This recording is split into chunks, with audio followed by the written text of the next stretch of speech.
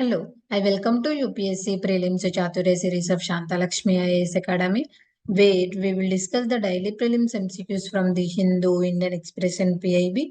Let's begin. The first question. Consider the following statements with respect to the booth capturing in an election. Booth capturing defined in section 52 of the Representation of People Act 1951. It includes the seizure of and taking possession of a polling booth to prevent the orderly conduct of elections.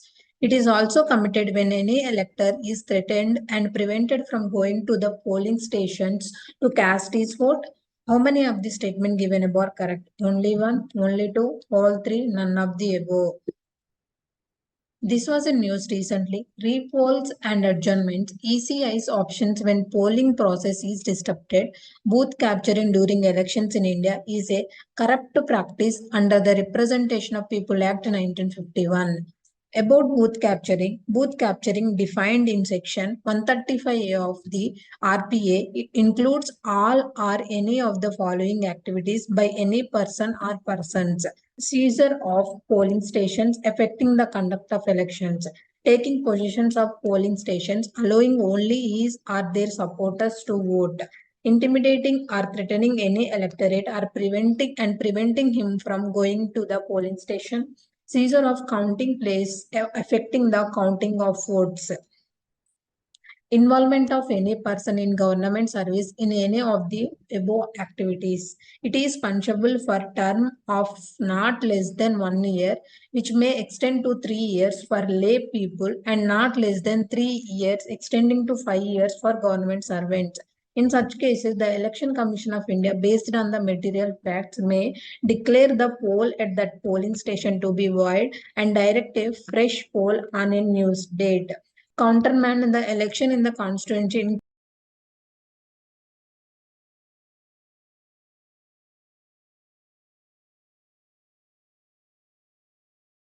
So the answer is only 2 because booth capturing defined in section 135A of RPA Act 1951, not section 52. Moving to the next question. With reference to the Forest Conservation Amendment Act 2023, consider the following statement. As per the amendment, the forest law will now apply exclusive to areas categorized under the 1927 Forest Act. The act will apply to forest land which falls under 100 kilometers from China and Pakistan border. Which of the statement given above are correct? One only, two only, both one and two, neither one or two. Supreme Court, in its interim order on the PIL challenging the constitutionality of the Forest Conservation Act 2023, has asked the states and union territories to ensure compliance with the definition of forest as laid down in the Tamil Nadu Godavarman Tirumalampad versus Union of India Judgment 1996. The key provisions of the new amendment was the amendment aims to tackle the critical issues of climate change and deforestation, adverse effects, focusing on effective management and afforestation. The law further aims to determine how forest can be utilized for economic gain and how it seeks to achieve this goal is outlined in the legislation. The primary method used to achieve this object involves removing forests from the law's jurisdiction, thereby facilitating various forms of economic exploitation. As per the amendment, the forest law will now apply exclusive to areas categorized under the 1927 Forest Act and those designated as such on October 25th, 1980. The Act will not apply to forests that were converted for non-forest use on or after December 12, 1996 and land which falls under 100 kilometers from the China and the Pakistan border where the central government can build linear projects.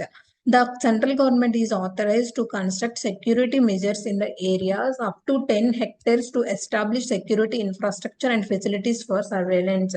Initiatives like ecotourism, safari, environmental entertainment, and the more by may be implemented in these areas.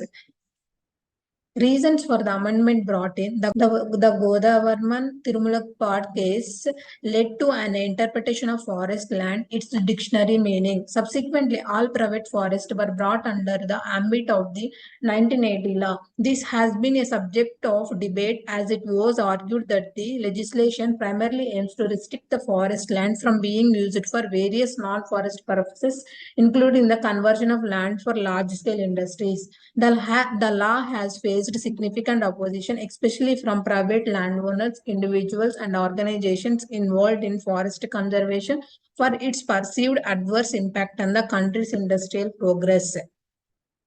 So the answer is one only, because the act will not apply to forest land which falls under 100 kilometers from the China and Pakistan border. Moving to the next question.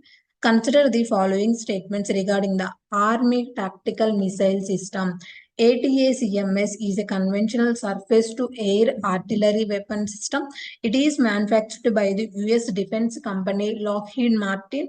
ATACMS are 24/7 all-weather, initially guided by the ballistic missile. How many of these statements given above are correct? Only one, only two, all three, none of the above. The United States recently confirmed providing long-range army tactical missile system to Ukraine to aid its war effort against Russia.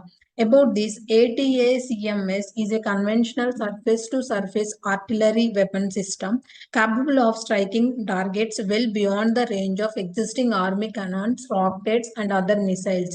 It is manufactured by the US defense company Lockheed Martin. It is also designed by M39 by the US Army, and its Department of Defense designation is NGM-140. The missile first saw used during 1991 Persian Gulf War. This weapon known operators other than the US are Bahrain, Greece, South Korea, Taiwan, and the UAE.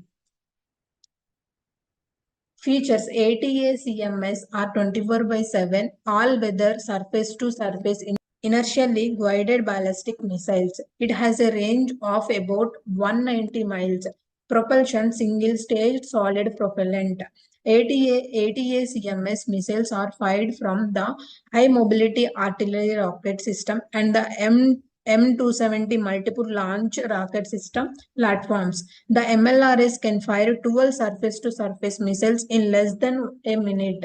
It has the ability to carry clusters missions which destroy a target area or releasing hundreds of bomblets instead of single warhead. Targets include air defense artillery sites, surface-to-surface missile units, logistic sites, command and control complexes, and helicopter forward operating bases. So the answer is only two, because ATACMS is a conventional surface-to-surface artillery weapon system, not surface-to-air. Moving to the next question. Choose correct one with respect to the INS Vikrant. The name INS Vikrant originally belonged to India's first aircraft carrier. The ship has been designed in-house by the Indian Navy's Warship Design Bureau. Which of the statement given above not correct? One only, two only, both one and two, neither one or two. Recently, both aircraft carriers of the Indian Navy, INS Vikramaditya and the INS Vikrant, showcased twin carrier operations with MiG-29K fighter jets taking off simultaneously from both and landing cross-deck. About INS Vikrant, it is the first ever indigenously designed and constructed aircraft carrier which will strengthen the country's stand as a blue water navy. Historical significance of this: the name INS Vikrant originally belonging to India's first aircraft carrier, which was acquired from the UK and played a vital role in 1971 war with Pakistan before it was decommissioned in 1997. The ship has been designed in-house by the Indian Navy's Warship Design Bureau and constructed by the Cochin Shipyard Limited. The ship was laid down as HMS Hercules for British Royal Navy during World War II, but construction was put on hold when the war ended. India purchased the incomplete carrier in 1957 and construction was completed in 1961. So the answer is neither one nor two, because both the statement given above are correct. Moving to the next question. Consider the following statements about green taxonomy. A green taxonomy is a framework for defining what can be called environmentally sustainable investments. Taxonomies help prevent greenwashing. It is a classification system that defines which economic activities and assets are green or environmentally sustainable. How many of the statements given above are correct? Only one, only two, all three, none of the above. The RBI and the finance minister could take inspiration from the developing world, especially the Asian region, where a layered green taxonomy as a living document keeps getting updated with sectoral views of possible sustainable trajectories. About this, a green taxonomy is a framework for defining what can be called environmentally sustainable investments. It is a classification system that defines which economic activities and assets are green or environmentally sustainable. Green taxonomies are useful instruments and they have several complementary purposes that were taxonomies help prevent greenwashing. Taxonomies help investors make informed investment decisions. And the taxonomy channels investment towards sustainable or green economic activities and assets. Structurally, all taxonomies are similar. So far, they all include the goals of climate mitigation and adaptation, and some also include other environmental objectives such as biodiversity conservation. To be considered green, an activity must substantially contribute to at least one of the environmental objectives. Often, taxonomies also include do no significant harm criteria and social safeguards.